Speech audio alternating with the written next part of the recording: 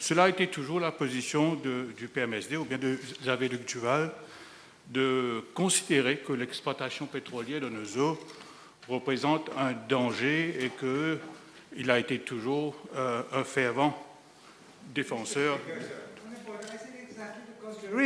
I said that we were considering it when we were in government.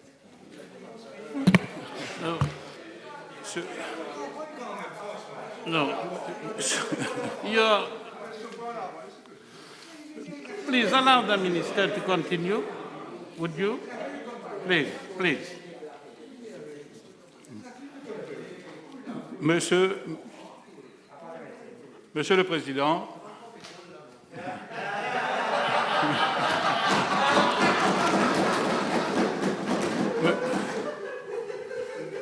Monsieur le Président, je pense que l'honorable Xavier Duval était partie prenante dans la rédaction du programme gouvernemental de 2015-2019 et il y a eu la question dans le passé de l'honorable Jahangir, la question qui a été posée à l'époque à Sir Niro Jagnat concernant was in regard to our maritime zones. He will state the name of the contractor having been awarded the contract for the carrying out of geotechnical studies therein to detect the presence of oil and other minerals thereat, indicating the outcome thereof if completed. Et la réponse de Sir Niro Jagnat a été très claire, Monsieur le Président.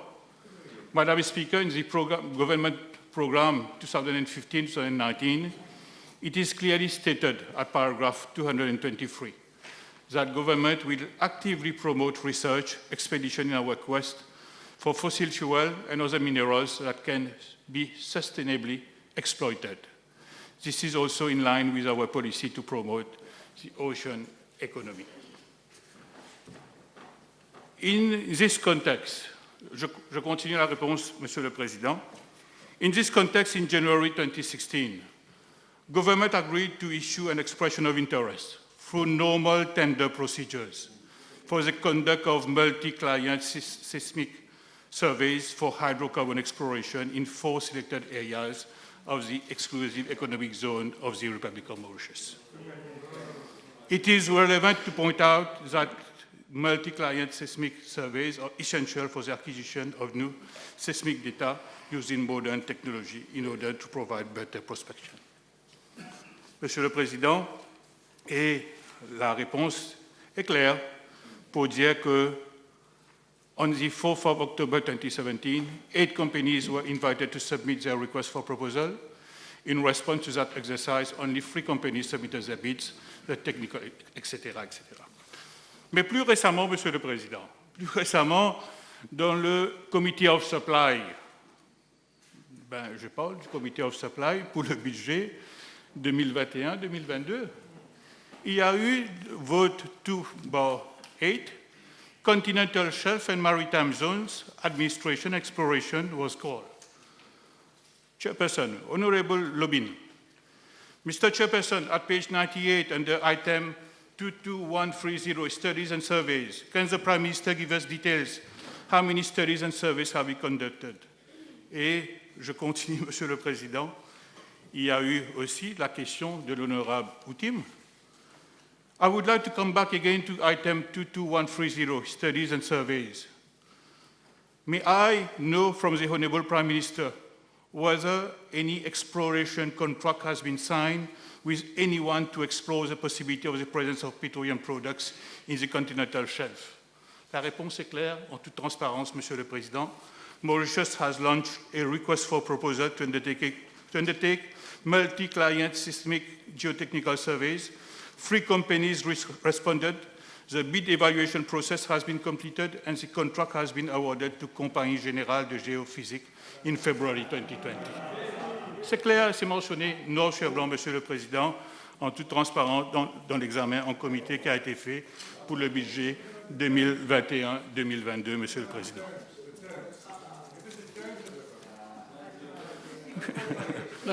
Monsieur le Président. Excuse me, Leader of the Opposition.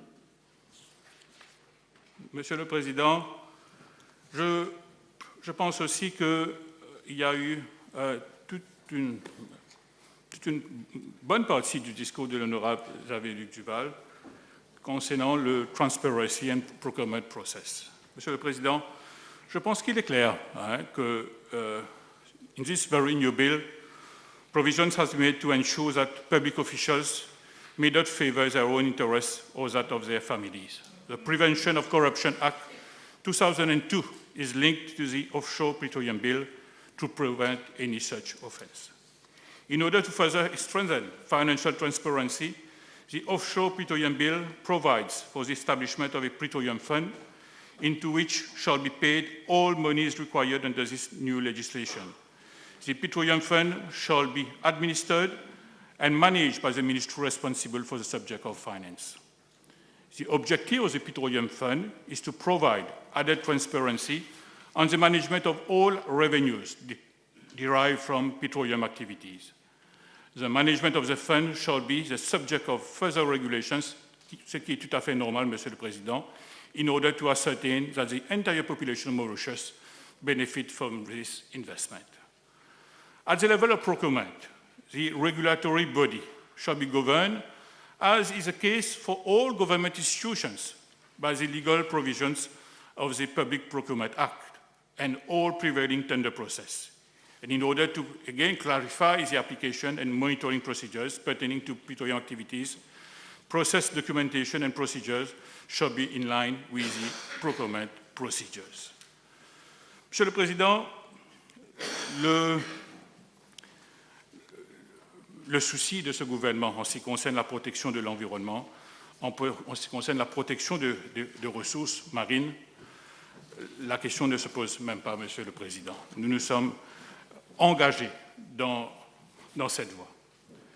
The leader of the opposition made reference that this activity would be conducted in such a manner that would result in the depletion of our national resources. I would like here, Mr. Speaker, sir, to give assurance to the House that the whole activity would be conducted in an environmental and sound, sustainable manner that would ensure that the benefit derived from the resources would be fairly and equitably shared without jeopardizing any environmental assets. Monsieur le Président, c'est bon aussi de mentionner que le Commonwealth Secretariat has been involved in the drafting of the bill and has provided technical assistance. And they also conducted a study on the fiscal regime that will be applicable to Mauritius as a frontier country. Monsieur le Président, en ce qui concerne les environment provisions of the bill, j'aurai l'occasion tout à l'heure dans mon discours de revenir sur la question.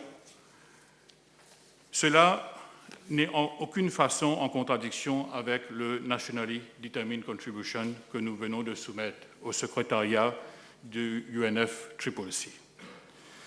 Mr. Speaker, sir, at the very outset, allow me to thank the Honourable Prime Minister for introducing the Petroleum Bill to the House after some 5 years of preparation, and to reiterate that the purpose of this new bill is meant to replace the Petroleum Act of 1970. You may recall that in 2015, Cabinet agreed to the elaboration of a regulatory framework for the exploration and exploitation of natural resources, including petroleum, in the exclusive economic zone and the continental shelf of Mauritius. As such, it is not a new piece of legislation. Mr. Speaker, sir, it cannot be overemphasized that Mauritius, as a small island developing state, has, on the one hand, a limited landmass and natural resources, and on the other hand, it has a huge expanse of exclusive economic zone, endowed with natural resources whose potential is not known. It is a fact that the exclusive economic zone of Mauritius is around 1,000 times the size of its mainland, and I think it is legitimate for us to take stock of our resources, the more so that today the means and technologies to exploit such resources as a transition fuel too much environment-friendlier resources while minimizing the impacts on the environment are available. In this respect, I would like to quote an extract of the report Mapping the Oil and Gas Industry to the Sustainable Development Goals, an Atlas. It is based on a mapping exercise carried out in 2017 under a UNDP project. I quote, "The enormity of the energy challenge should not be underestimated. Energy is at the heart of the modern economy and essential to achieve the Sustainable Development Goals. As recognized in Sustainable Development Goals 7, countries need affordable and reliable energy to run modern economies. Countries want to ensure that the transition to net zero emissions will not sacrifice economic development, high employment, and other social objectives. Moving from a high-emission world economy to a net zero emission economy over the course of a century will require concerted scale-up actions by government, business, and civil society. To help implement some of the elements that will be needed to reach a net zero emission future, the oil and gas industry has a unique role to play.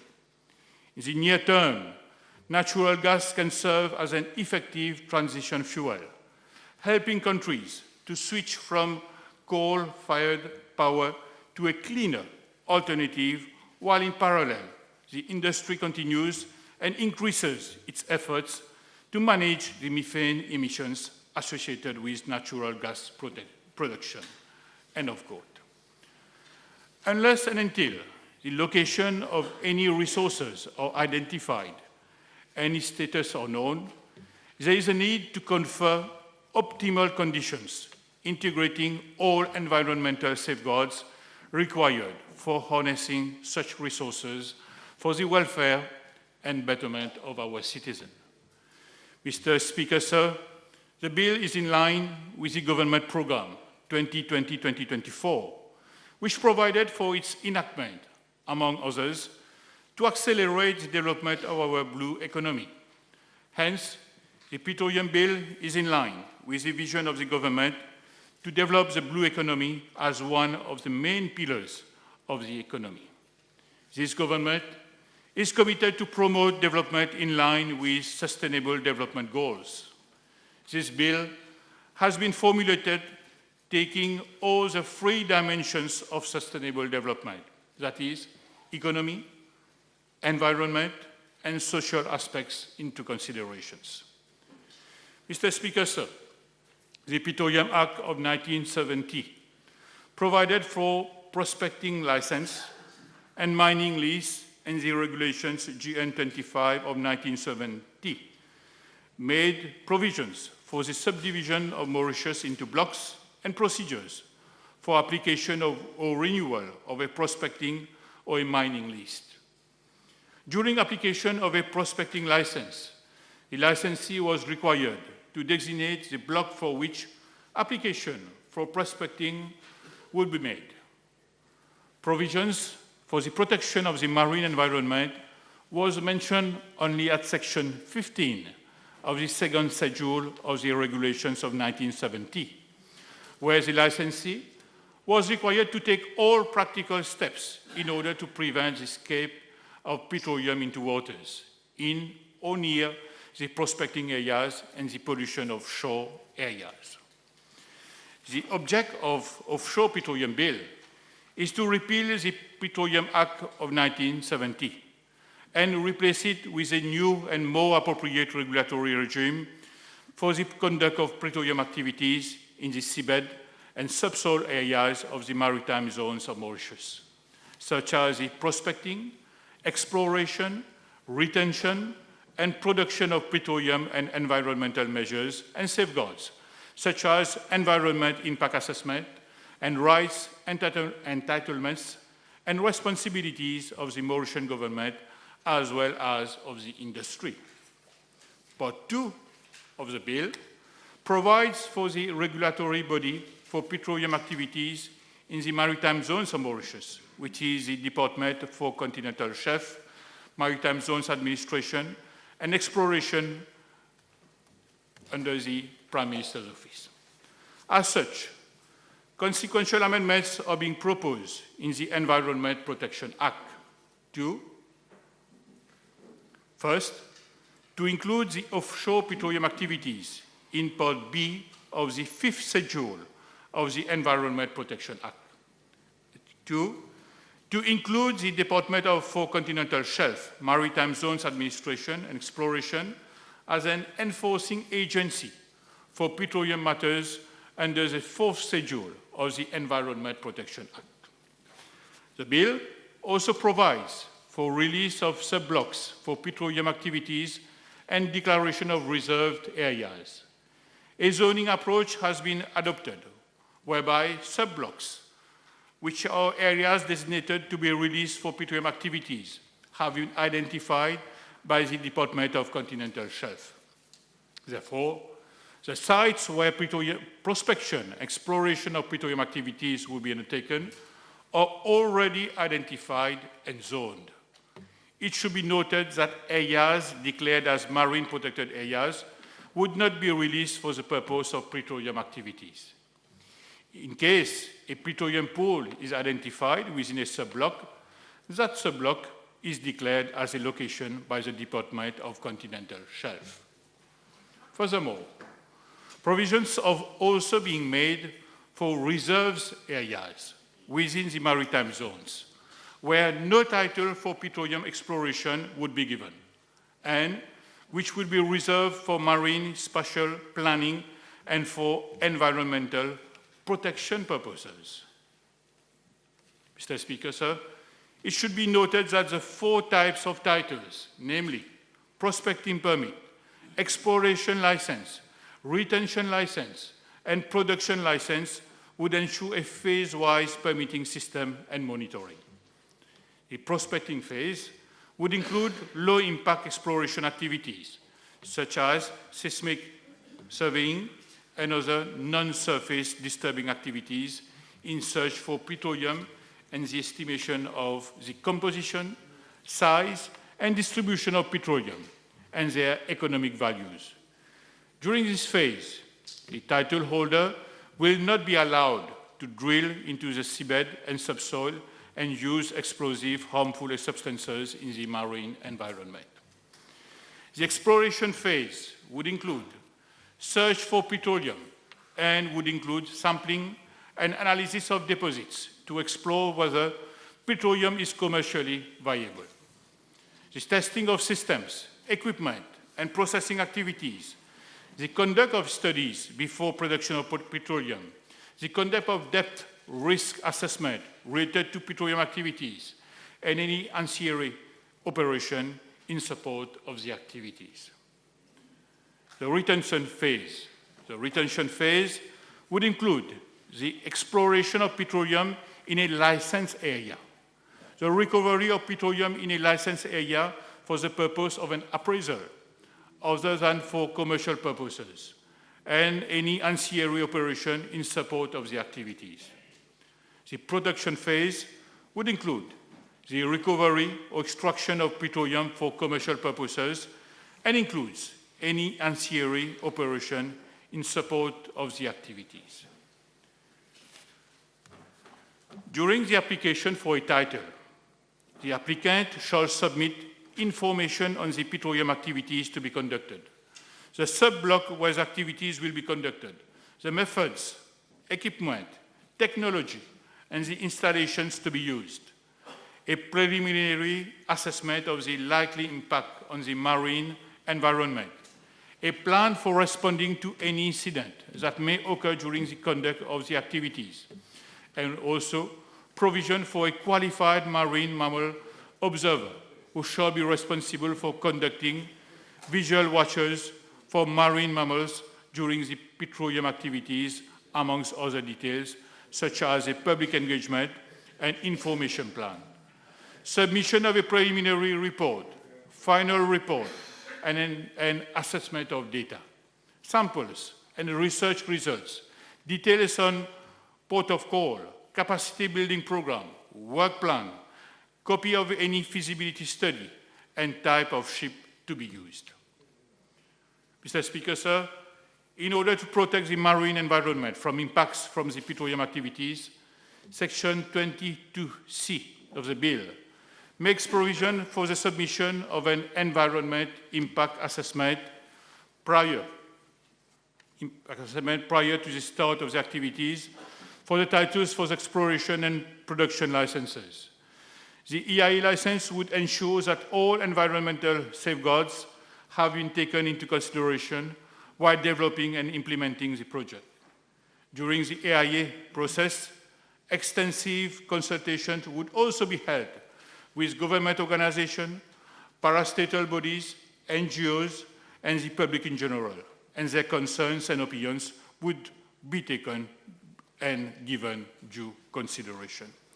The EIA license will be issued by my ministry, and monitoring of the petroleum activities, including the conditions of the EIA license, would be carried out by the Department of Continental Shelf as enforcing agency under the Environment Protection Act of 2002, as well as by all the concerned enforcing agencies. In order to further lay emphasis on environment protection, the bill provides at Section 9 that the petroleum agreement would also include an environmental code of practice and a safety code of practice, and at Section 23 that title holders shall employ best environmental practice in accordance with international standards. It should be noted that the environmental code of practice and a safety code of practice have already been prepared to provide for the sustainable management of the petroleum resources and marine environment of the maritime zones to ensure the safe, secure, and sustainable conduct of petroleum activities, including to maintain the integrity of the offshore installation. In addition, UNEP, i.e. PSC guidelines on the best environmental practices may also be applied. These guidelines on environmental management in oil and gas exploration and production are based on the collective experience gained by UNEP and the oil industry. The challenge of fully integrating protection of the environment in the regulatory and business processes that control the exploration and production of oil and gas has been captured in the provisions of the bill. The guideline also provides an overview of the environmental issues and the technical and management approaches to achieving high environmental performance in the activities necessary for oil and gas exploration and production in the world. Management systems and practices, technologies and procedures are described that prevent and minimize impact. In case the Department of Continental Shelf considers that there are threats of serious damage to the marine environment or threats to human health in Mauritius, title holders shall take necessary precautions in order to avoid, remedy, or mitigate the adverse effects of petroleum activities in the marine environment and take appropriate measures to prevent, reduce, control pollution and other hazards to the marine environment, including waste material arising from petroleum activities. Moreover, as part of the EIA report, the title holder will have to submit an oil spill contingency plan specifying measures that need to be taken to prevent any oil spill and to mitigate the impacts of any oil spill if same occurs. I wish here to inform the House that the National Oil Spill Contingency Plan had just been reviewed and validated last week. The title holder also has a responsibility of notifying the Department of Continental Shelf through a written notice of any incident arising from the petroleum activities. In order to prevent serious risk to the marine environment, provision has also been made as Section 29 for suspending or revocation of a title. Mr. Speaker, sir, concerning the timing for introducing this bill on the eve of the 26th session of the Conference of Parties to the United Nations Conference on Climate Change in Glasgow, I wish to remind the House that we are very committed to to all the commitments that we have taken up to now concerning all the mitigation and adaptation aspects in our fight against climate change. I wish also to remind the House that Mauritius is a small island developing state with an insignificant global emission of greenhouse gas emission of around 0.01%. Mauritius is not a historical emitter of greenhouse gases as compared to industrialized countries. Mr. Speaker, sir, I would like to make a final note saying that in the preparation of this bill, started some 5 years ago and is long overdue.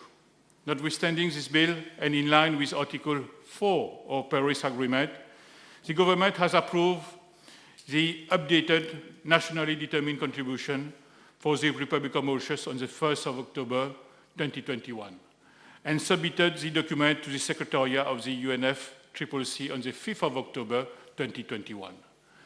The revision exercise, which started in 2020, has been supported by both the Agence Française de Développement and the UNDP to the tune of 200,000 euros and 300,000 USD, respectively. Some 75 meetings have been held with concerned ministries, private sector, funding agencies, academia, and NGOs, among others. An interministerial meeting chaired by the Prime Minister an interministerial meeting chaired by myself on the 3rd of March was held, 3rd of March 2021, and a national workshop on the 4th of March 2021 were also held. And finally, we had the interministerial meeting on climate change chaired by the Honourable Prime Minister on the 28th of September 2021. Mr. Speaker, sir, the commitment of Mauritius in the updated NDC is a reduction of 40% greenhouse gas emission in the Republic of Mauritius by 2030, based on a business-as-usual scenario of around 6.9 million tons of carbon dioxide equivalent. This new target is more ambitious as compared to the 30% of greenhouse gas emission targeted in the first NDC, submitted by Mauritius in September 2015. And it concerns the following sectors: the energy sector, the transport sector, the waste sector, and the industrial processors and product use. Mauritius will aim at achieving this target in the next 10 years by, inter alia, increasing the share of renewable energy in the energy mix to 60% and the total phasing out of coal by 2030, and by increasing energy efficiency by 10%. The key mitigation sectors include energy, transport, waste, industrial processes, and product use, agriculture and land use change, and forestry. I would like here to mention that government is also working on the long-term energy strategy with a view of achieving carbon neutrality. In fact, at the Climate Ambition Summit in 2020, the Honourable Prime Minister stated Mauritius is aiming to achieve carbon neutrality by the year 2070. Mr. Speaker, sir, according to the definition of the Intergovernmental Panel on Climate Change, carbon neutrality refers to carbon dioxide emissions and its state of balance between the carbon dioxide emitted into the atmosphere and the carbon dioxide removed from the atmosphere. It does not imply a state of zero emission, by striking the right balance to capture and set off carbon dioxide emitted. It is in these lines that Saudi Arabia, for example, which is a top oil exporter, announced on the 23rd of October 2021 that it aims to reach net zero emissions of greenhouse gases, mostly produced by burning fossil fuels, by the year 2060. Besides a series of adaptation measures, we are also planning some key reform in the following sectors: the water, agriculture, tourism, fisheries, blue economy, infrastructure, coastal zone, biodiversity, disaster risk reduction and health. And also At the gender, social security, and education level, which are cross-cutting issues, much effort are being undertaken. As a small island developing state, adaptation to the adverse impacts of climate change remains priority, and government stands firm in its objective of enhancing our resilience to the adverse impacts of climate change, while also promoting energy in our sector. Thank you, Mr. Speaker, sir.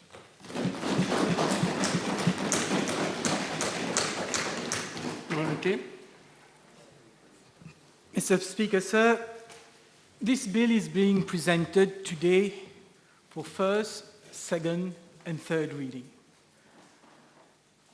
And we're asking ourselves, what is the urgency of bringing this bill today?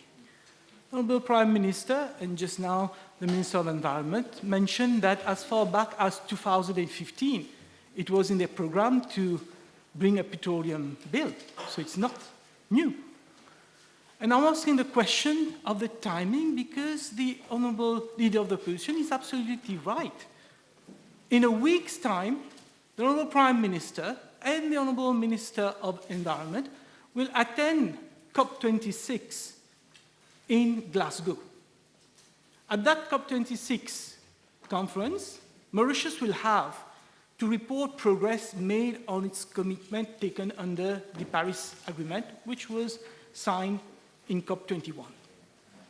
And we know that Mauritius had undertaken to reduce greenhouse emission by 30% by 2030. We also know that answering to a PQ last year in December, the Honourable Minister of Environment stated that instead of reducing the amount of gas emission, we have actually increased the amount of gas emission. Nonetheless, the new target is to reduce gas emission by 40%, no longer 30%. We could not achieve 30%, now it's going to be increased to 40% by year 2030. And the Interministerial Council on Climate Change, chaired by the Honourable Prime Minister, stated that we will need $6.5 billion to implement these measures. Out of $6.5 billion, $2.3 billion will come from government sources, and the rest, $4.2 billion, that is around 170 billion rupees, will come from private sector. So here we are, in a week's time, the Honourable Prime Minister and the Minister of Environment will go to COP26 and will ask for financial assistance to mitigate and adapt for the changes. And they will ask for funding because they need 170 billion rupees. But when the private sector, when the lobbyists, when the environmental group will tell them, how can you reconcile your commitment to reduce gas emission with the presentation of the Offshore Petroleum Bill less than a week before COP26? Do you really seriously think that if we find oil, it will reduce carbon emission? Do you really believe that you will live up to your commitment of reducing gas emission by 40% by 2030 if we explore petroleum products in our seas? So there's a credibility issue here, Mr. Speaker, sir. And this is why I fully endorse what the Honourable Leader of Opposition has stated, that we don't understand why this bill, an important bill, is being rushed through today, 1 week before all environmentalists, all ecological groups would be focusing on Mauritius, among other countries. The object of the bill, Mr. Speaker, sir, is to provide for the issue of prospecting permits, exploration license, retention licenses, and production licenses. Exploration and production of petroleum products, Mr. Speaker, sir, is a risky and expensive business. Mauritius does not have the technical know-how to prospect and explore the presence of petroleum product in our seabed and subsoil area of our marine zone. So it is quite understandable that we are coming with a legislation to allow Mauritius to delegate the exploration and exploitation rights to third parties, which have the technical knowledge and, more importantly, the financial resources to do it. The more so as we do not, as at now, at least as far as public knowledge is concerned, I don't know if any members of the government have other knowledge than that, we don't have any evidence of the presence of petroleum product in our maritime zone, which is in a quantity that is commercially viable. This is because, sir, when granting a concession, or like the bill refers to, a title, it is of paramount importance that the interests of Mauritians, the interests of Mauritius, be protected. Economists usually refer to the conflict between market values, private sector values, and the state public values. Investors are driven by profit and express clarity, stability, certainty, but above all, a lot of profit. On the other hand, host countries want to secure and retain the petroleum products, want to have a fair share of the revenue from the products, but also have other social goals, environmental goals, and have to live up to international commitments which they have taken. Now, striking petrol, l'eau noire, has always been thought as a blessing. A lot of petrodollars coming in, people becoming rich, people thinking of Middle East countries, people thinking about small countries like Kingdom of Brunei, which after striking oil has become very rich. But unfortunately, Mr. Speaker, sir, finding oil is not always a blessing. All too often, we have seen how the vast majority of populations do not benefit from the oil exploration. And I'm not talking about just African countries. We have also Caribbean countries. We have Guyana recently as an example.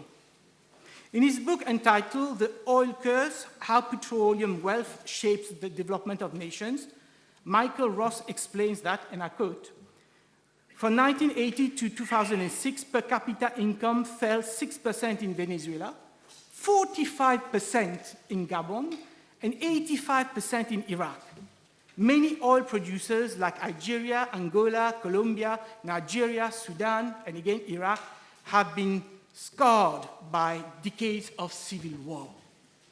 Today, the oil states are 50% more likely to be ruled by autocrats and more than twice as likely to have civil wars as non-oil states. This is a reality.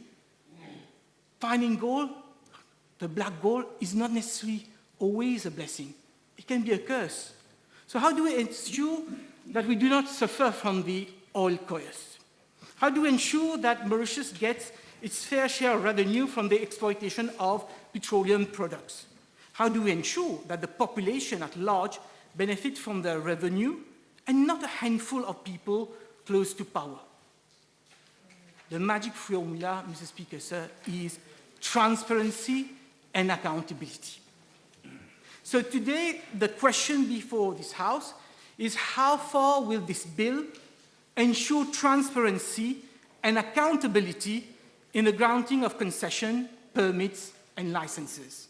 How far will this bill ensure that the population at large will benefit from the exploitation of petroleum products that may be discovered in our territorial waters?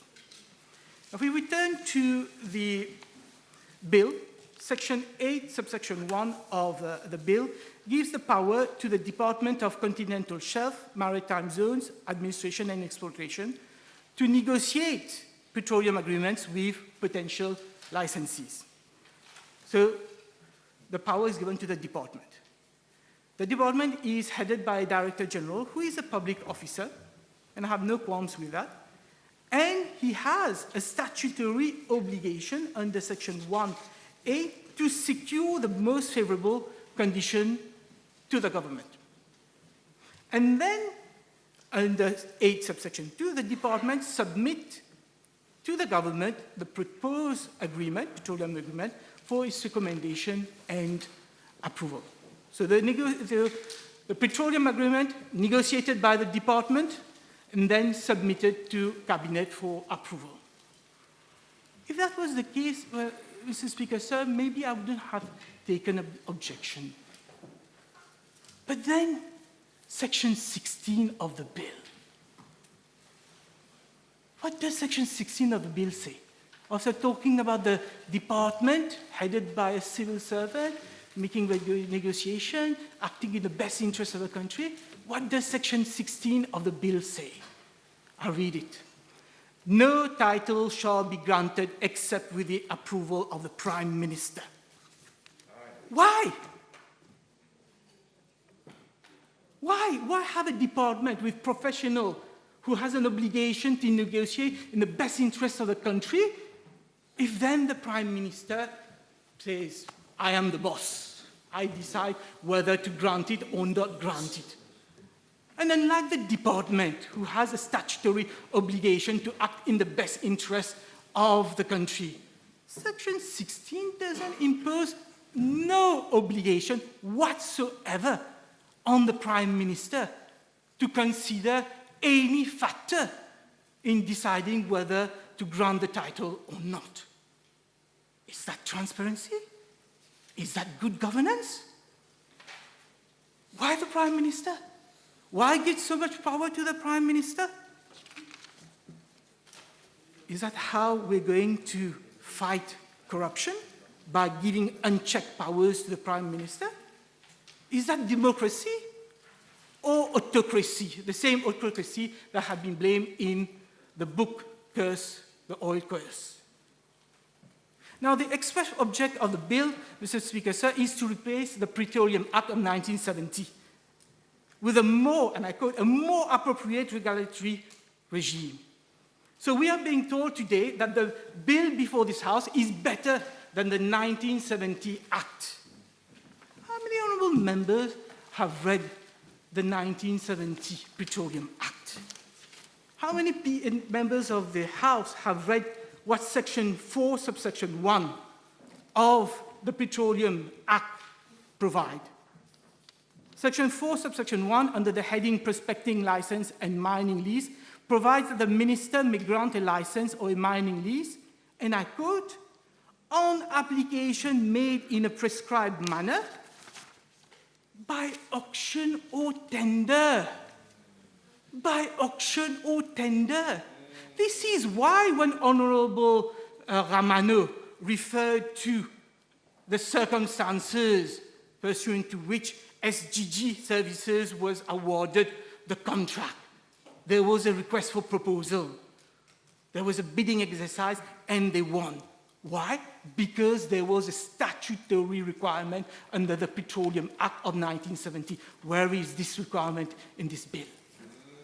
Where is a requirement to have a tender exercise? Where is a requirement to have an auction? And don't talk about the Public Procurement Act. We know the number of loopholes under this act. We know the G2G agreements. You know, you just have to negotiate with a fully owned government-owned petroleum company. You go by G2G, you bypass all the procurement. And we've seen last year with the COVID-19 pandemic, what has happened to all these, so-called public procurement rules. So this is very serious, Mr. Speaker, sir. It is a bill where the Prime Minister will decide. We can have unsolicited bid, no need for tender, no need for auction. Is that how you ensure transparency and accountability? Any potential explorer licensing agreement will come and negotiate directly with the Prime Minister? Mr. Speaker, sir, all the prospective licensees have to sign a petroleum agreement. A petroleum agreement which is negotiated by the department. Section 9 of the bill sets out what has to be in that petroleum agreement. This is the master agreement. This is what is going to regulate the relationship between the government and the licensee. The very first provision, Section 9, subsection A, that has to be included in the petroleum agreement, I read, payment of royalties and taxes calculated in accordance with the Income Tax Act and any other relevant enactment. Seems totally innocent. You would put in the agreement the rate of tax as per the Income Tax Act, because the Income Tax Act is voted by Parliament. But when we turn to the proposed amendment to the Income Tax Act, at page 53 of the bill, and just before this, I'll just draw the attention of the Honourable Prime Minister and the State Law Office that there is a typo at paragraph F. Reference is made to section 44E and 44F. It should be 44C and 44D. So let's see what the proposed amendment to the Income Tax Act says. There's going to be a new section 4B, imposition of petroleum additional profit tax. This PAP will be calculated, this additional tax will be calculated by reference to a formula set out in the petroleum agreement. So the petroleum agreement tells you it will be in a rate set out in the Income Tax Act. The Income Tax Act tells you the rate will be as in the agreement. So in fact, it is the department and ultimately the Prime Minister who can refuse the title, who would negotiate what rate of additional tax would be paid by the licensees. Section 4C. There shall be a petroleum royalty. The petroleum royalty shall be calculated at the rate specified in the petroleum agreement. Again, same thing. The law tells you the rate of royalty would be as per the Income Tax Act, and the Income Tax Act tells you the rate will be as is negotiated in the petroleum agreement. Absolute discretion given to the department and the Prime Minister to determine the level of additional profit tax, the level of royalty. Is that transparency? And Mr. Speaker, sir, let us not forget Section 54 of the Constitution. Section 54 of the Constitution is very clear when it comes to imposition of taxation. There must be a bill. The minister must come with a bill. The bill must be approved by this House. So it cannot be at the whims and discretion of the department and the Prime Minister. We are talking public funds here. We're talking money belonging to the people. So it cannot be the Prime Minister and the department will have to decide how many additional tax you will pay, how many royalty you will pay. It has to be this House. Because otherwise, Mr. Speaker, sir, in my humble opinion, this clause is totally unconstitutional in breach of Section 56 of the Constitution, because it's not the Prime Minister and the department to decide. This is revenue. This is money belonging to Mauritians, to the people of this House, and it is a representative of the people who can determine revenue collection. Mr. Speaker, sir,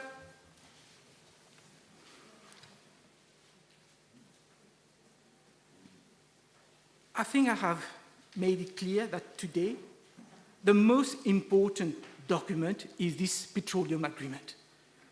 It is in that petroleum agreement that the department, the Prime Minister, will negotiate how much revenue will be shared between Mauritius, the people, and how much revenue will go to the licensee.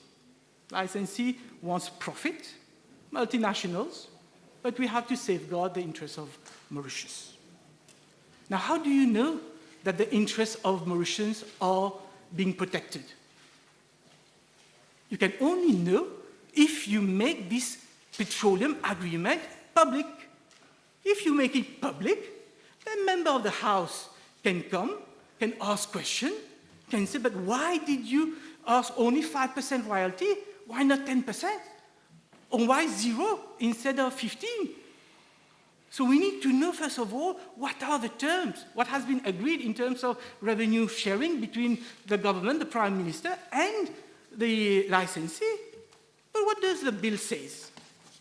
Section 22 of the bill, Mr. Speaker, sir, talks about register of titles.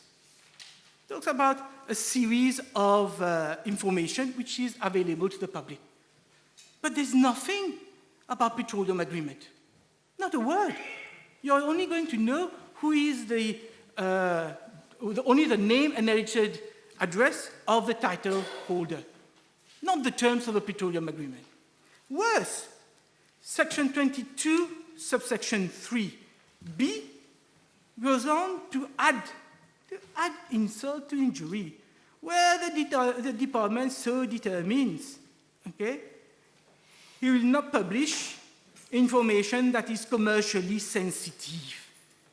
The department is going to decide what information can be revealed to the public or cannot be revealed to the public. Mr. Speaker, sir, let us be very clear. When it comes to the well-being of the people, there is nothing sensitive. When it comes to transparency, there is nothing sensitive. When it comes to revenue collection, there is nothing sensitive. You cannot hide before commercial terms. You have to publish all the revenue that you're going to collect from petroleum agreement. And the Honourable Prime Minister should take a firm commitment to the nation, to the people, to disclose the terms, the sensitive terms of the petroleum agreement, especially the amount of tax, additional tax that has been agreed, the amount of royalty that has been agreed. And I will end up, Mr. Speaker, sir, by also joining my voice to that of the Leader of Opposition concerning the Petroleum Fund. The money collected, the royalty, everything, will not go to the consolidated fund. It will go to a special fund, a petroleum fund. And that petroleum fund will be managed by the Minister, the Honourable Minister of Finance. In other words, when it comes to budget, and we go to committee stage, and we ask line by line question about what use would be made of expenditure, how much has been spent, how much has not been spent, when it comes to petroleum fund, this would not be applicable. So us, representatives of people, will not be able to ask questions. We will not even know what happened to the fund. It will be left entirely to the discretion of the Minister of Finance. And we're talking billions of rupees here, potentially, Mr. Speaker, sir. And I think this is, again, in the same, in the same line of this bill, opacity, lack of transparency, lack of accountability, discretion to the department, discretion to the Prime Minister, discretion to the Minister of Finance, hiding things from the public. Mr. Speaker, sir, if we do struck oil, will it be a blessing? Will it be a curse? With this bill, nothing is more uncertain. Thank you.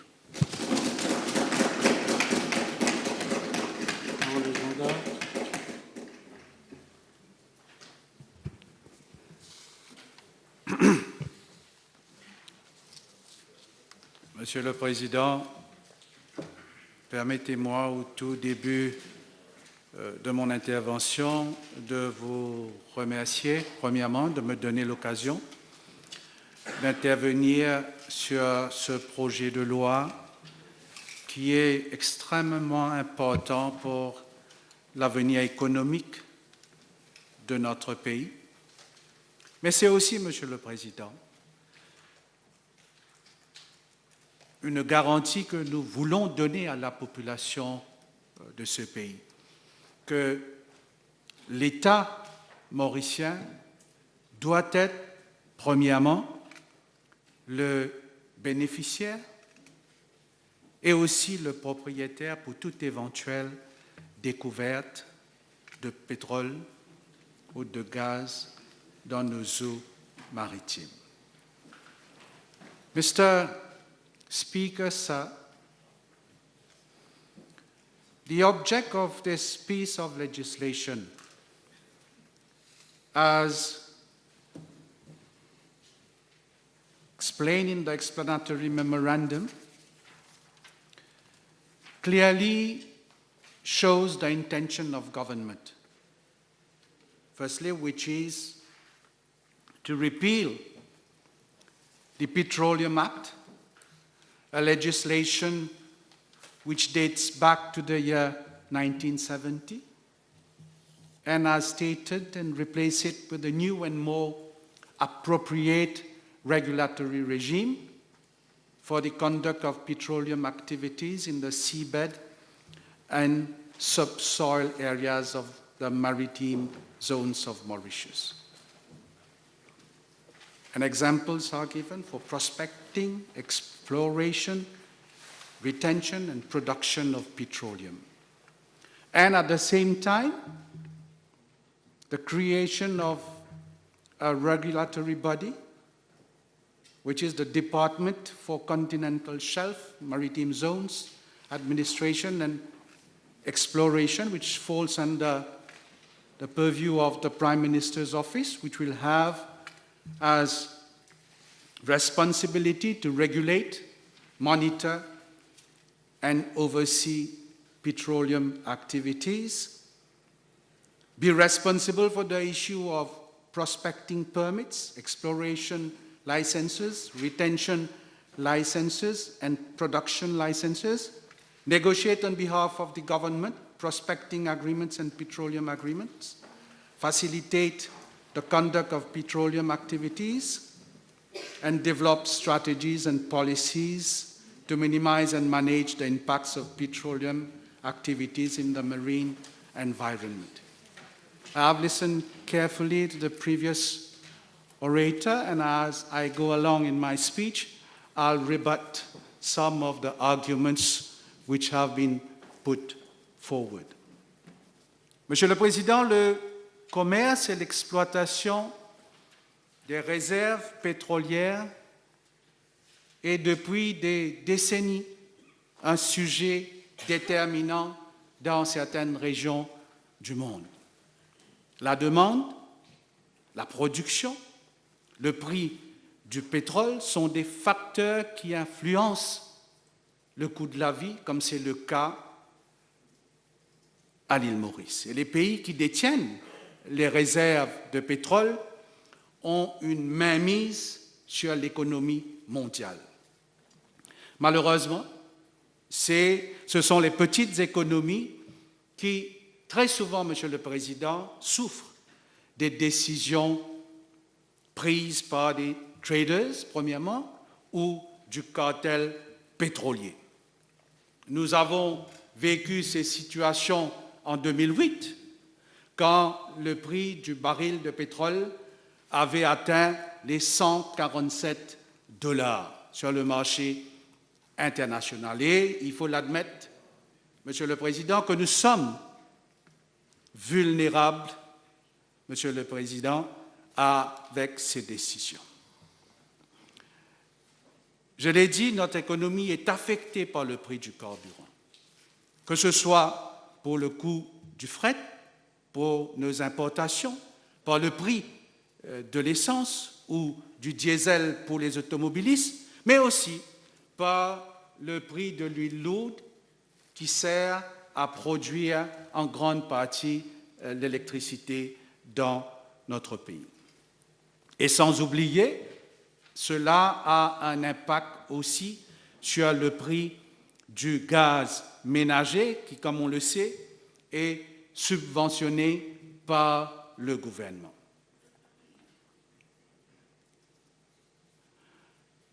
À chaque augmentation du prix de l'essence ou du diesel, nous savons tous, Monsieur le Président, qu'il y a des critiques venant de la population. Et tous les gouvernements successifs ont connu cela. Et cela démontre, Monsieur le Président, en quelques mots, l'importance des produits pétroliers dans notre vie de tous les jours. Certes, nous n'avons pas encore découvert du pétrole dans nos eaux maritimes, Monsieur le Président. Mais ce projet de loi nous prépare à cette éventualité. C'est aussi une garantie pour l'État mauricien d'éviter les pillages de nos ressources marines. Monsieur le Président, la section 67 de l'Offshore Petroleum Bill, Search and Arrest, fait provision de la saisie des navires et de l'arrestation pour les délits commis sous la loi. Et it is stated in the bill that is where an offense is committed or about to be committed under this act, a police officer may stop, board, search, detain, and seize a ship, or arrest any person suspected of having committed an offense under this act, or seize any property on board which is suspected to have been used in connection with the commission of an offense under this act, and use such force as may be necessary for the purposes of paragraphs A, B, and C. Et je pense que cette clause, quelque part, rassure la population en ce qui concerne la protection de nos ressources marines. Monsieur le Président, le précédent orateur a évoqué la question de timing en ce qui concerne l'introduction de ce projet de loi au Parlement. Mais le timing, Monsieur le Président, ce qu'on nommait de dire est étroitement lié à quelque chose d'autre, Monsieur le Président, pas avec la COP26. Ce timing est lié avec Covid-19, parce que nous vivons une période économiquement très difficile. Et nous avons raison, Monsieur le Président, de venir de l'avant avec ce projet de loi. Monsieur le Président, nous avons quelque part bâti notre économie sur le secteur touristique et qui a rapporté des centaines de milliards de roupies depuis les années 80. Monsieur le Président, les effets du Covid-19 sur l'aviation et sur la mobilité humaine a fait que ce secteur, aujourd'hui, se retrouve en pleine crise et affecte directement ou indirectement notre économie. Bon, heureusement, Monsieur le Président, avec notre programme de vaccination très réussi, ce secteur se relève peu à peu, mais aussi avec l'ouverture de nos frontières. Monsieur le Président, cette période difficile nous fait réfléchir sur la solidité de notre économie. La chute d'un secteur a des effets sur tout le pays. Et notre indépendance économique passe nécessairement par des nouveaux pôles de développement. Dans le budget 2021-2022, le gouvernement a prévu le développement de deux nouveaux secteurs, le secteur pharmaceutique et le green industry. Et c'est là où, Monsieur le Président, l'argument des membres de l'opposition, ce qui concerne la protection de notre environnement, ne tient pas la route. Nous avons pris la décision courageuse, Monsieur le Président, d'augmenter notre pourcentage de production d'énergie renouvelable dans notre mix énergétique de 40 à 60%. Et pour la première fois, Monsieur le Président, nous allons plus brûler le charbon à partir de 2030. Et ces deux décisions importantes démontre clairement la volonté de ce gouvernement de mieux protéger notre environnement. Et notre objectif d'atteindre une production d'énergie renouvelable de 60% en 2030 n'est aucunement contradictoire avec les éventuelles explorations de sources de pétrole. Il faut être réaliste. La mort du pétrole et ses dérivés, l'essence, l'huile lourde ou le diesel n'est pas pour demain. Et permettez-moi là, Monsieur le Président, de prendre l'exemple de l'Arabie saoudite, pays qui détient la deuxième plus grande réserve pétrolière dans le monde et qui a pour objectif d'atteindre une production d'énergie renouvelable de 50% en 2030. Monsieur le Président, il nous faut trouver des nouveaux secteurs de développement et être plus libres économiquement. Et la présentation de ce projet de loi va dans cette direction.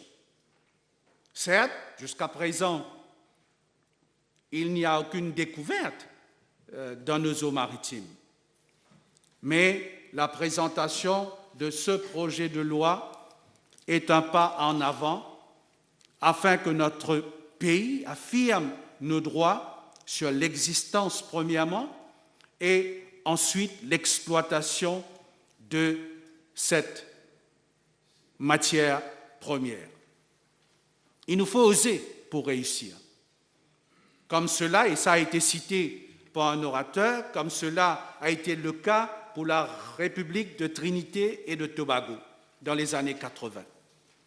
Cet archipel qui se trouve à 11 km du Venezuela, gros producteur de pétrole, la République de Trinité et de Tobago et notre petite île Maurice ont beaucoup de points en commun.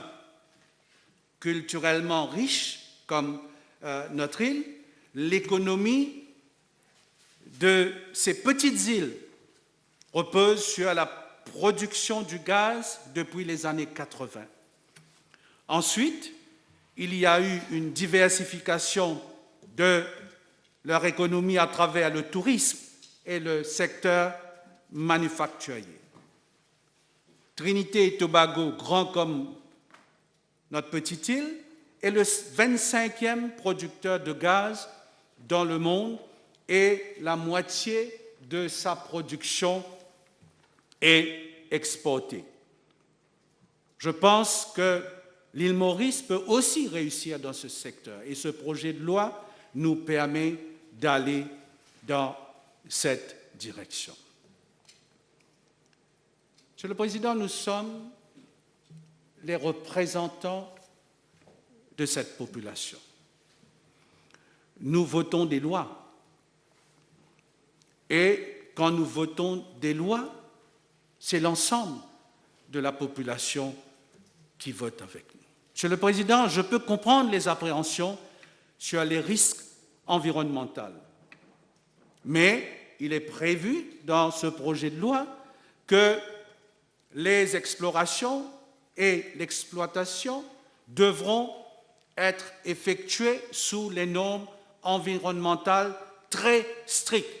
Les différentes sections de l'Offshore Petroleum Bill prévoient ainsi toutes les exigences légales en termes de protection de notre environnement. Il faut souligner, Monsieur le Président, qu'à la section 2, l'interprétation de Petroleum means any naturally occurring hydrocarbon, whether in a gaseous, liquid or solid state, and any naturally occurring mixture of hydrocarbons, whether in a gaseous, liquid or solid state, together with other substances produced in association with such hydrocarbons, and includes any petroleum that has been returned to a réservoir. Alors, cette section, Monsieur le Président, prévoit ainsi que nous ne parlons pas uniquement de l'exploration et de l'exploitation des potentielles réserves de pétrole. Mais tout aussi important, les recherches seront effectuées sur des sources potentielles de gaz naturel qui est grandement utilisé dans la production de l'électricité. Au niveau mondial, cette source d'énergie a connu une croissance moyenne de 1,5% annuellement de 2004 à 2020. Et selon l'Agence internationale de l'énergie, le gaz naturel est la source d'énergie fossile qui sera la plus demandée dans le monde dans les années à venir. Et nous ne devons donc pas négliger ce fort potentiel. Il y a eu aussi, Monsieur le Président, des interrogations de la part du leader de l'opposition, de l'honorable Tim, sur la transparence dans l'allocation des contrats pour l'exploitation de nos eaux maritimes. C'est un argument faible avancé par l'opposition et qui ne tient pas la route, puisque les débats sur ce projet de loi qui permettra l'exploitation de nos zones territoriales se tiennent au sein du temple de la démocratie qu'est notre auguste Assemblée. Les membres de l'opposition ont donc l'occasion de faire connaître leur appréhension et de soulever leurs interrogations, et le projet de loi est très explicite. Monsieur le Président,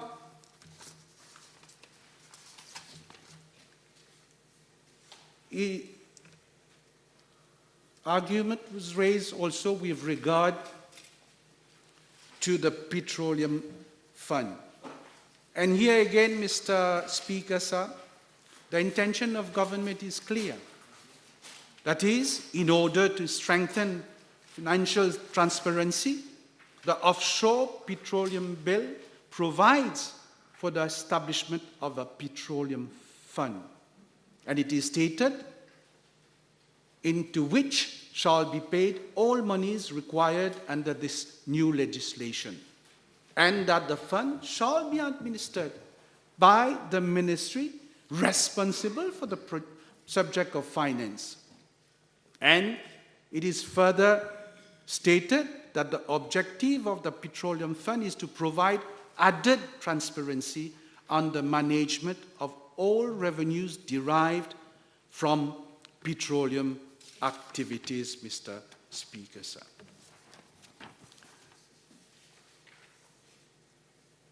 There is also going to be an offshore petroleum environmental code of practice.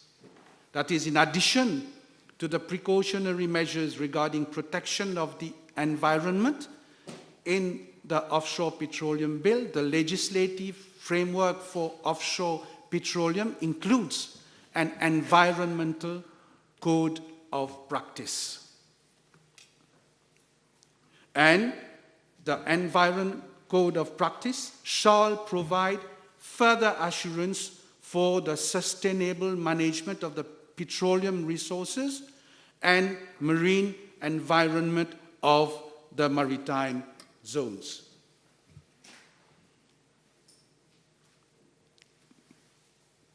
Monsieur le Président, les intentions de l'État mauricien, j'arrive là-dessus, sur les prospections et une exploitation potentielle des ressources pétrolières existaient déjà. Et ce gouvernement, à travers ce projet de loi, fait une étape primordiale pour que les intérêts de Maurice soient protégés, comme nous l'avons proposé, ce gouvernement l'avait proposé dans le programme gouvernemental de 2020 à 2024. Et les différentes sections de la nouvelle législation donnent des garanties en ce qui concerne les droits de l'État mauricien sur nos eaux territoriales, sur l'aspect financier pour toute exploration et aussi sur la protection de notre environnement. En ce qui concerne les permis, Monsieur le Président, là aussi, il faut le dire, toute demande de permis doit être analysée et approuvée par une institution gouvernementale, comme c'est le cas pour des activités commerciales, qu'elles soient des activités de construction ou touristiques. Il faut une institution pour chapeauter ces activités pétrolières à Maurice, et dans ce cas précis, c'est le Continental Shelf Maritime Zones and Exploration Department, c'est-à-dire que toute société intéressée à exploiter nos eaux maritimes devront adopter les normes internationales pour ces activités, et toutes les provisions sont claires et sans ambiguïté. Maintenant, l'honorable Bouti m'a mentionné le pouvoir octroyé au Premier ministre dans ce projet de loi en ce qui concerne les licences. Il a fait référence à la clause 16 de ce projet de loi, et il s'est aussi référé à le Petroleum Act de 1970, et là, il a fait référence à la section 4, mais il n'est pas allé jusqu'à la section 6 qui dit « It shall not be lawful to assign a prospecting license or a mining lease unless the minister is satisfied that the proposed assignee has sufficient technical knowledge, experience, and financial resources to ensure the proper prospecting and mining for petroleum. Ou B, the proposed assignee undertakes to comply with such other terms and conditions as the minister may think fit to impose. » Alors, ces pouvoirs-là étaient là, et ces pouvoirs sont dans la présente législation, parce que nous pensons que c'est au Premier ministre de déterminer en ce qui concerne l'octroi des licences. Monsieur le Président, j'ai comme l'impression qu'au niveau de l'opposition, il sera difficile ou impossible de découvrir du pétrole dans nos eaux territoriales. Mais, si jamais on découvre du pétrole, ce sera une manne d'or pour l'économie mauricienne. Imaginons les effets sur les coûts de production, sur le pouvoir d'achat des consommateurs. Est-ce que, Monsieur le Président, cette crainte des membres de l'opposition viendrait qu'une découverte de pétrole dans la région garantirait une nouvelle élection de Pravin Jagnat comme Premier ministre? Et par contre, c'est le pays dans son ensemble qui bénéficiera de l'exploitation du pétrole. Je vais terminer sur cette note, Monsieur le Président. Nous avons affaire à un gouvernement visionnaire et un Premier ministre visionnaire. Nous avons énoncé dans la présentation du dernier budget 2 nouveaux pôles de développement, et j'ai évoqué ça un peu plus haut, c'est-à-dire l'industrie pharmaceutique et l'industrie de l'énergie verte. Là, nous abordons une autre phase de cette vision. Et aujourd'hui, nous votons une législation qui va instituer le cadre légal afin de garantir que tout ce qui va arriver au niveau de ce secteur sera en toute transparence, Monsieur le Président. C'est cette garantie-là que nous donnons à la population. Le temps nous le dira. Deuxièmement, Monsieur le Président, dans ces moments difficiles où nous subissons toujours cette pandémie, il nous faut être innovants, il nous faut avancer. Et c'est pour cela que, Monsieur le Président, moi, personnellement, j'accueille favorablement ce projet de loi qui, en ces moments difficiles, va permettre le pays d'avancer vers des nouveaux horizons et d'élargir la panoplie des secteurs qui peut nous donner une croissance intéressante dans les années à venir. Je vous remercie, Monsieur le Président.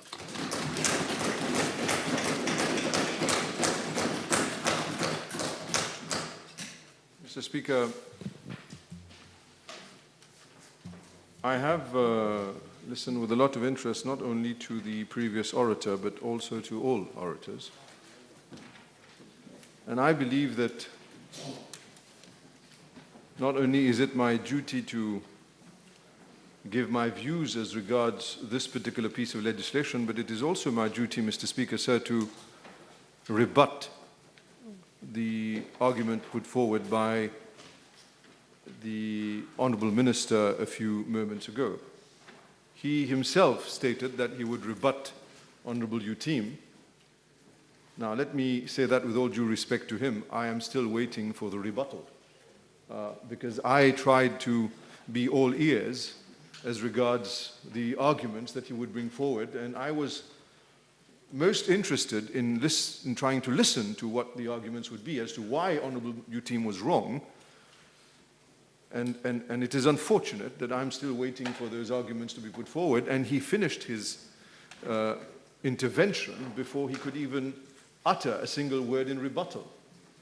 Now, he did give us his views, and that he said that he stood by that particular piece of legislation. I did not expect the Honourable Minister to have the courage to say that he didn't stand by that particular piece of legislation, otherwise he would have had to resign from Cabinet. Now, the fact that he is for that particular piece of legislation does not in itself make the legislation good. I will not, Mr. Speaker, sir, get into the debate as to whether it is an opportune time or not for this piece of legislation to be brought forward today. I will not get into the debate because my honourable colleagues have already covered that particular aspect, and I agree with them. But I believe, in my humble view, that there are other important issues that need to be said. There are important documents of research that need to be read. There are experts whom we are all not, in actual fact, who have to be listened to. We have to learn from them, and that includes me. Because in situations of that particular nature, let me start from the beginning. It is in the interest of the country to find natural resources that can benefit the country. There is no denying that. At the end game is for the people of this country to come out the winning, to be victorious economically and socially. That is all that matters. It is not to sing the praises to any particular leader or any particular prime minister. That is not the way I view things. And this is unfortunate that when I listen to members of government, it seems as though that they have this God-given duty to praise that one man, the Prime Minister, failing which their discourse would be incomplete. I'll leave this to their conscience and to posterity.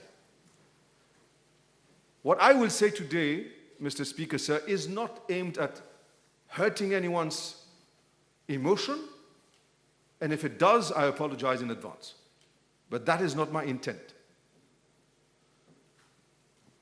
Yes, it is important to help the country with new pillars of the economy, and if we can find oil, if we can find any other natural resources, why not? However, we should not lose ourselves in this march towards progress, like we like to call it. We should not lose the minimum of what makes us a civilized society, a responsible people, a responsible parliament. We should not lose ourselves in the process. And that is why in simple language, we should ensure that whatever piece of legislation we bring forward should be an improvement as opposed to the previous one. And when I listen to my honorable friend, allow me to call him my friend, Honorable Jonga,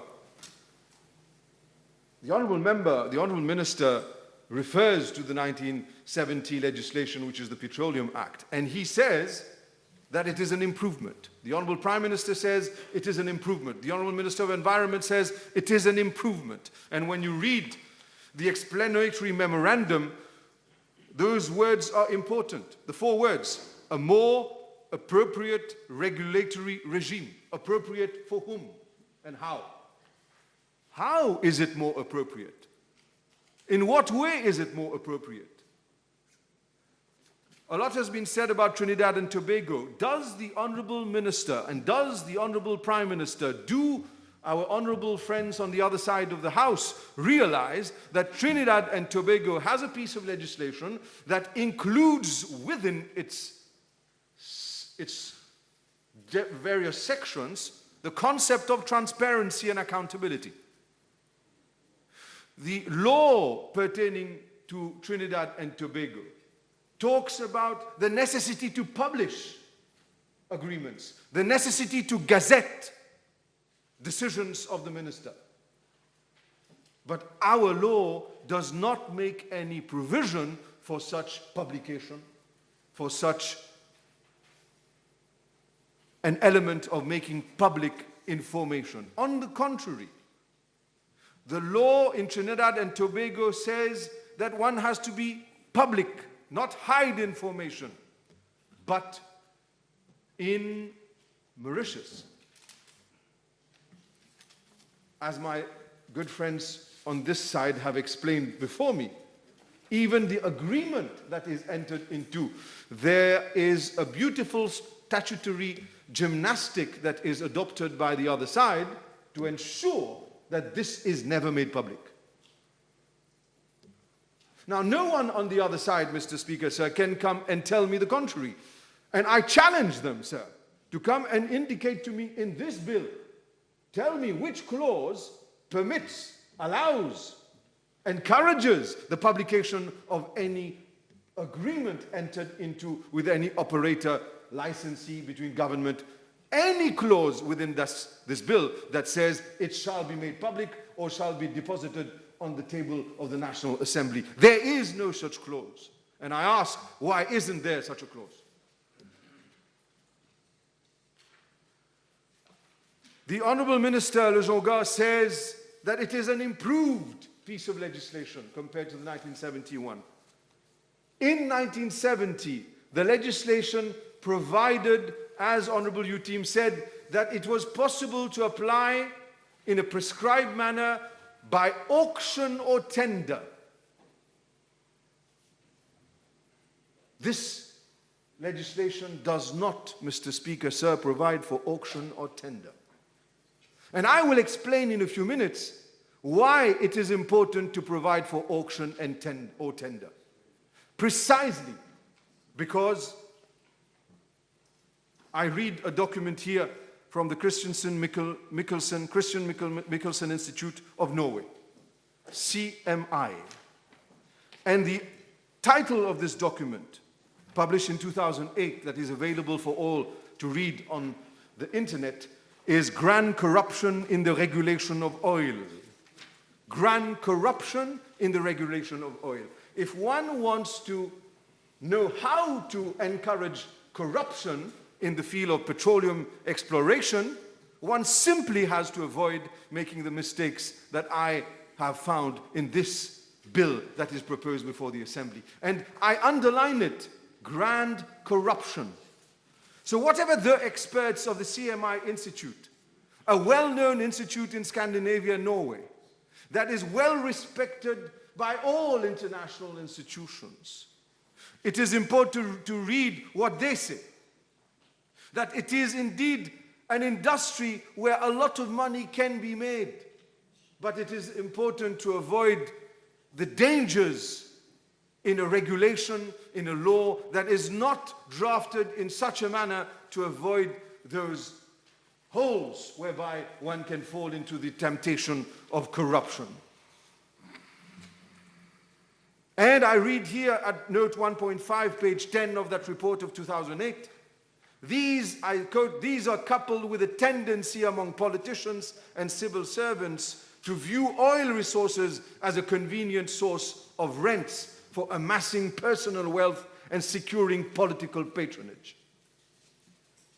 This document goes on to explain at paragraph 2.4, page 17, in the resource curse literature, it is argued that oil resources may alter these democratic mechanisms since control over revenues can be used to bolster political positions through patronage and to build strong political parties.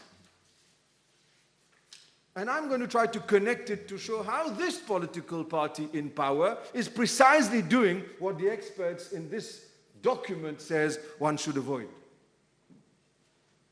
There's a chapter here that deals with the award of licenses.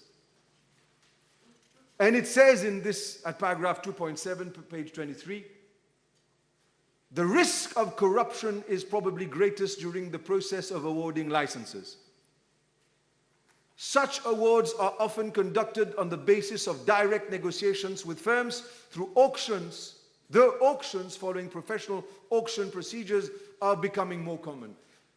So what this report says is that direct negotiations with politicians, that is the risk whereby you are opening yourself to the possibility of corruption. Does this legislation provide for direct negotiations? Yes. Does it provide for the creation of a regulatory body for petroleum activities called the Department for Continental Shelf, Maritime Zones, Administration and Exploration? Yes. Who will be part of that particular department? It does not say. How will they be nominated? It does not say. Who will choose them? We do not know. What will be their remuneration? We do not know. What will be their minimum qualifications? God knows. What will be their conditions of appointment? We seriously don't know. Why, therefore, Mr. Speaker, sir, does this government choose to shroud this department in such secrecy? Why do we hide such basic information? I am trying to understand, but if I am to give my particular opinion, they will say that I am politically biased. But let me read this particular document of the CMI Institute, the experts, and they say, I quote, auction procedures are an important means of selecting the most suitable company for production, though the pre-qualification phase is equally important. Auction procedures, it says, is an important means of avoiding the pitfalls of corruption. This is the CMI Institute. This is not me saying it. It is not the Honorable Uteam saying it. It is not us in the opposition saying it. It is a respectable and respected institution, the CMI Institute. Mauritius has knocked at their door whenever we have required directions on policy. This institution, their doors have been knocked upon by all governments in our country at different times and epochs. But they say that auction is the way to avoid corruption. This government has decided to remove it from the legislation. And they call it now a more appropriate legislation. And I say it again, appropriate for whom? Yes, it is appropriate for all those who want to steal money. Appropriate for those who want to facilitate the process of grand corruption and theft. Then it makes it appropriate. Yes, this is what CMI says. That's not me. Maybe the Honorable Prime Minister should not think about me as an enemy, but read this document, and then maybe you will see that what I say today is not because I am a political adversary of the MSM, it's because, Yes? Point of order, may I listen to Please. I'm sorry, there's a line which the honourable member shouldn't cross, Mr. Speaker, sir. This is imputing motive. What the honourable member is saying is that those who drafted this legislation came with legislation, came up with this legislation, came with the idea with corrupted motive to steal, to loot. then- This is what he's saying. Then, This is please, It is imputing improper motive. yeah. Honorable Mohammed, it's a good time, it's a proper time for you to continue your speech, but just withdraw those words. I never said anything of the sort, so I'm not going to withdraw anything. I never said that. Why should I withdraw what I did not say? So You want to stop my speech for him to check. That's what you want to do, because it's hurting what I'm saying. No, then I have to check. Check. And we come back and... What are the words that I said exactly? Can you quote? There is a point of order, I'm giving my ruling.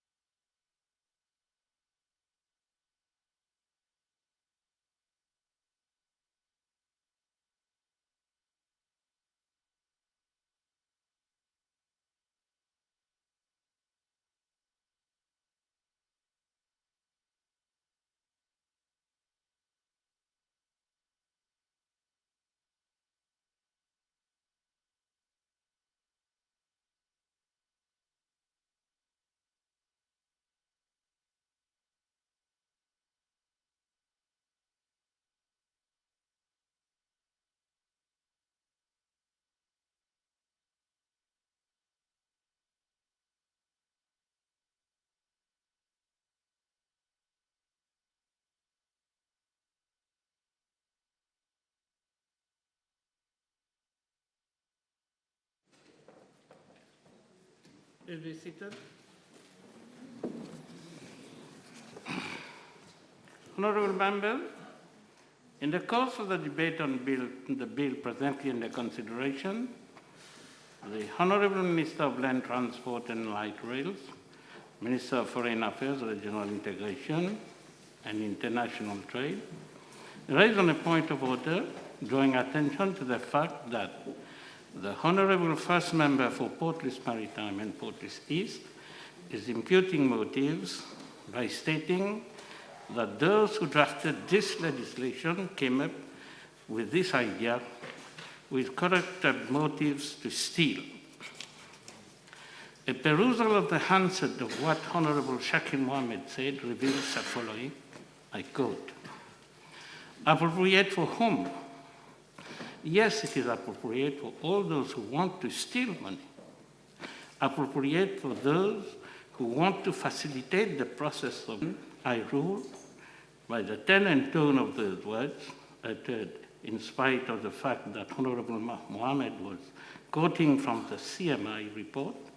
In so doing, he clearly implied that the bill had been so drafted so as to allow to steal money, thus imputing improper motives to the Honourable Minister who is in charge of the present bill, in contravention of Standing Order 43 of the Standing Order and rules of the National Assembly. I therefore invite Honourable Shakil Mohammed to withdraw the said words." Thank you very much. May I go on, sir? You already absorbed 15 minutes of your time. I'll give you some more time. Thank you very much. I was told I have 20, so if you give me more, I'll have 10 therefore. Thank you. It is my duty, sir, to draw the attention of the legislator about loopholes in the bill. And when I refer to the CMI report, and the CMI report says that one of the ways of avoiding the pitfalls of corruption would be to introduce the possibility of an auction as a method of avoiding corruption, I believe it is therefore a duty of mine that I have accomplished by drawing that there is a pitfall, there is a lacuna, there is a hole that people could take advantage of, and I'd like to clarify my position on this matter. There is another section of this particular piece of legislation that my other friends have addressed, and I think it is important that I address it. It's only a question of one's own opinion about the way a country should run. Back in the old days, be it in the 20s, the 30s, the 70s, and the 80s, it was normal to concentrate power in the hands of one man. It was totally normal to concentrate all power of decision, even if we are in a democracy, not in parliament, but in the hands of one man. Let us not forget our legislation when it comes to citizenship, nationality. It is one man who has the discretion to grant nationality or not to grant it. I am one of those who believes in a rule-based society. Previous prime ministers have also benefited from this legislation, whereby the discretion is there for them and no one else on matters of nationality. I am someone who does not agree that discretion should reside in the hands of one man.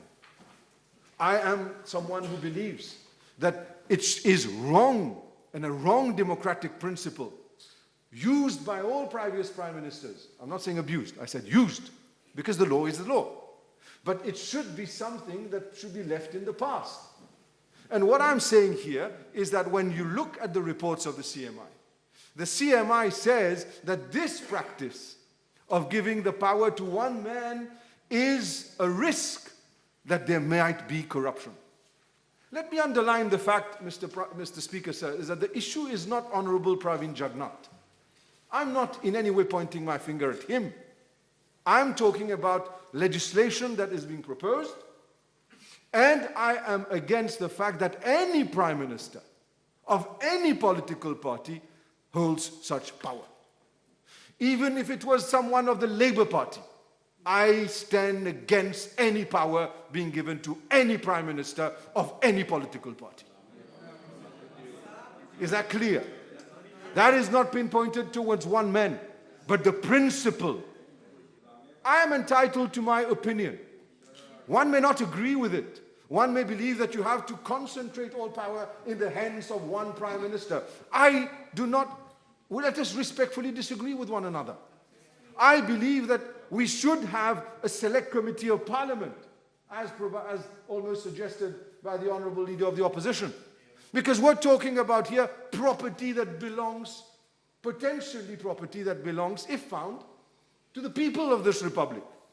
Should it not therefore have a permanent select committee of the House in order to be able to review and to act as a watchdog with regards to the possibility of avoiding corruption? Because the issue, I say again, I shall not go so low as to limit it to one Prime Minister, and that is Honourable Pravin Kumar Jagnnath. That is not what I'm trying to get at. Because tomorrow we may have another one. Another Prime Minister. And then what do we do if we have another Prime Minister who is hell-bent on abusing the power that you're here proposing in this legislation? What are les garde-fous? What are the measures that are included in this legislation that will protect the country from a madman? What do we do, Prime Minister? What do we do, Mr. Speaker, sir? That is why I say, unfortunately in this country, when you suggest something that goes against what the other side proposes, you are treated as though that you are an enemy of that. But I'm not being an enemy, I'm just saying I do not agree with the system of governance that you propose. And I'm not saying that what you're proposing is purposefully done out of malice. I'm not saying that what you're proposing is done with an intention to defraud. I'm only saying that the risk is there. And when you legislate, you don't legislate for you only. You legislate for the governments that will come ahead in future. And you have to ensure that there are ways and means that a mad Prime Minister would not abuse of this power that we're writing in there. You do not legislate only for your understanding of what morality is. You legislate for the possibility of danger looming over our heads. So the power is unlimited. And when you look at the legislation provided for in Trinidad and Tobago, such a blanket provision, a blank check that's given to one man to decide, is not there in the legislation.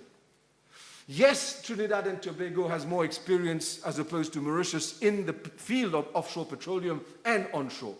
So we have to learn from them. And that is why when I read in this particular document of CMI, and it says here at page 30, and I will gladly communicate this document to the Honourable Prime Minister, who may go through it and will see that what I'm saying here is not out of spite, but out of my love for my country.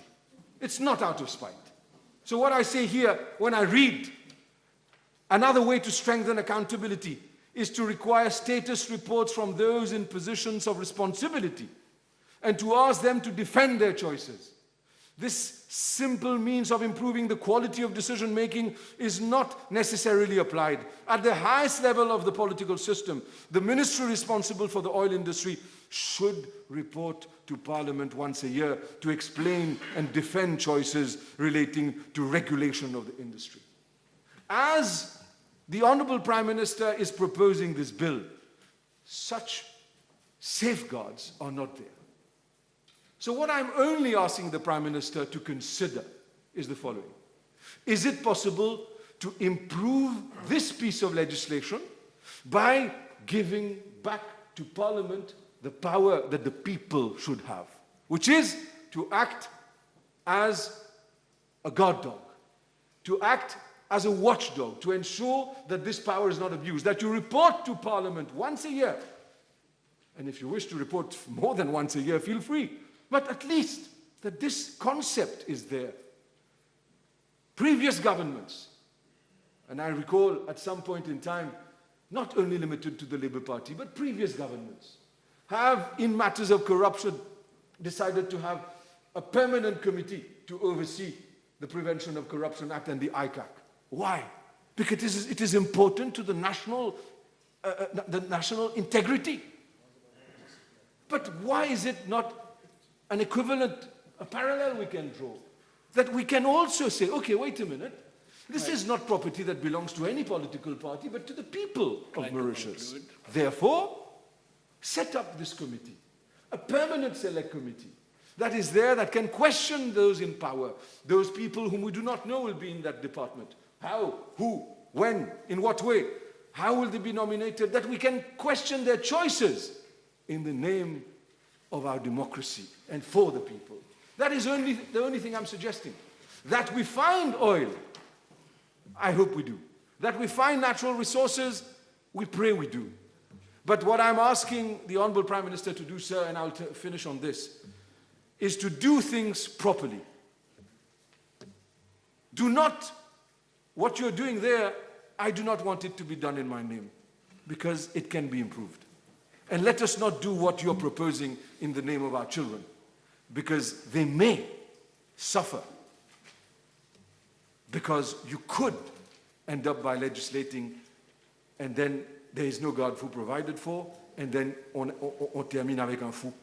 And that is the danger which I'm trying to suggest we can avoid if we do not consider ourselves necessarily, because we have different views, as enemies. This is not the way the country can progress. Thank you very much. Members are break for 1.5 hours.